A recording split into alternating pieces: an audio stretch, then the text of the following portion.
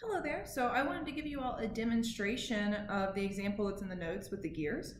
So in your notes, you have 3 gears, and they are the explanatory, the lurking variable, and the response.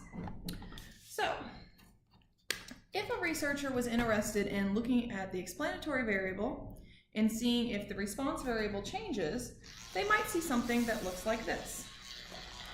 So notice, as the explanatory variable is moving, so does the response variable.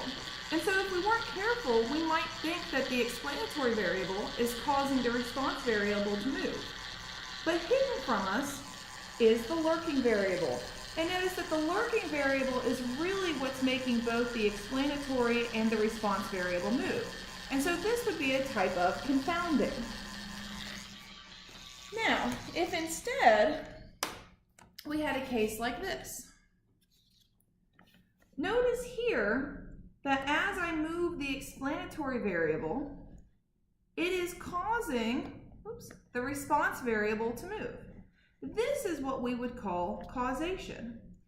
And so our goal as we move forward is we want to be able to set up studies so that we can actually prove that if we move the explanatory variable, is that going to cause a change in the response? And we want to try to make sure that we don't have a case where it's really a lurking variable, like here, that's causing the two to move.